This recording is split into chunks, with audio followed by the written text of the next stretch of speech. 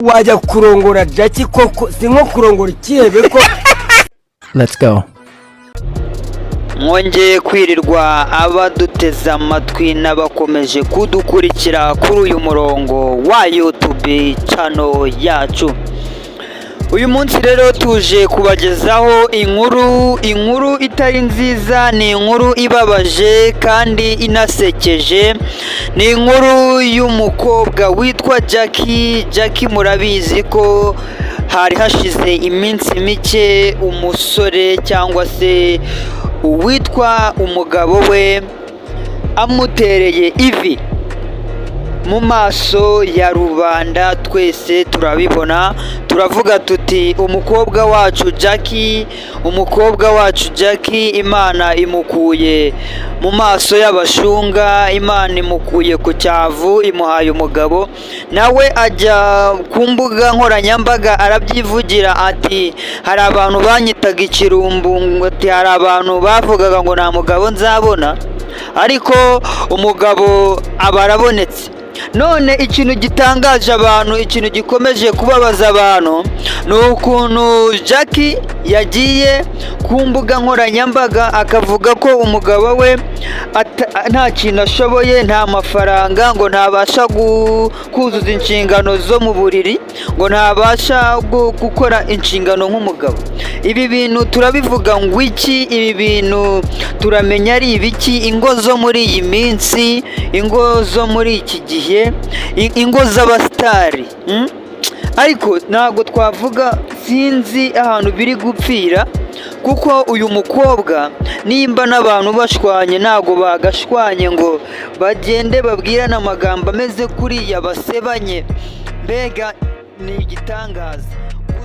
Uye aya makuru angeraho ndavuga nti ntago nayihererana, reka nyageze no ku bakunzi bacu kuko bajya kumuterera ivi Jackie. Namwe ndakeka mwarabibonye kuko ntago ari ibintu byahishwe cyangwa ngo bibere ahatagaragara, kuko nabo barabitangaje.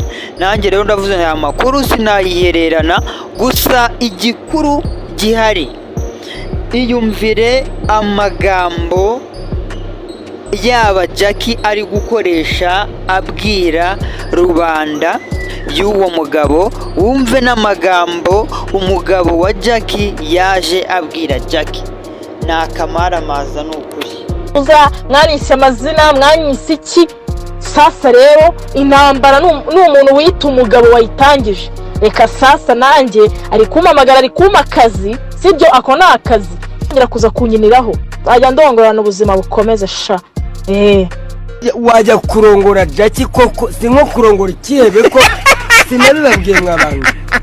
Yakayetse gusetsa ukaho umuriro Jackie koko kiriya kihebe, nawe ngo urarongoye inguzanya amagore. Ejo nzabibabwira neza. Icyambere uriya mugabo ntago azi kurongora, ntazi gutunga umugore we, ntazi kwita.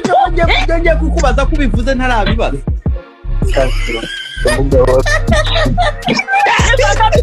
Ko mutaranyandikira ngo mbaye ku bintu we uzi umushyikwe mfite. Iriya ntabwo izi kubara, urumva uramuginga ntabwo azi kurongora. Yari yakubise, nari natangiye kuzana ibiheri shaho ufite po nziza, njyewe ndi ikirenge tumba umubiri wanjye arawuzi, arazi wese, arazi ukuntu ni cyiza, urumva umubirwa sha. Nari natangiye kuzana ibiheri mani kubera kutangiza, natangiye kugira umushiha kubera kutaranda, urumva ngo nangiza ngo nkamutegeka amaseho y'umwigisha we, wowe y'umwigisha dore gutwara icyo ukamwigisha uko bikora. Ntabwo ndi mwarimu wo kwigisha ukuntu barongo kwiyamye, niba utabishoboye ntubuka n'abandi. Shabenovi Jackie yarananiye kabisa ukuntu byagenze. Ni wa muntu w'abantu bashaka ngo abe umuyobozi, kwibaza se araba umuyobozi narangiza unamutunga umushyiramo amafaranga yabona kuyobora, se ibyo bintu birashoboka? Kandi inabi akunda gukoresha mu kanwa ke nicyo kintu cya mbere twapfuye. Akunda kuvuga nabi, akunda kwereka umuntu ko ngo yitunze nta umutunze, ugashyiramo amafaranga umuntu arangiza akanakubwira ngo nditunze muri no mujyi wa Kigali, ngo ngiye nireze kuva mfite imyaka 12, sinzi akavuga amagambo nka miliyoni mu isagonda. Icyo kintu cyananiye gufatiraho feri kabisa bandavuga ni wapi kabisa ndacyanga nanjye ndakirwanya turatsindagira kugeza igihe nafatiye ibya ebana inzira ndigendera tamwihorera mani umuntu udashobora.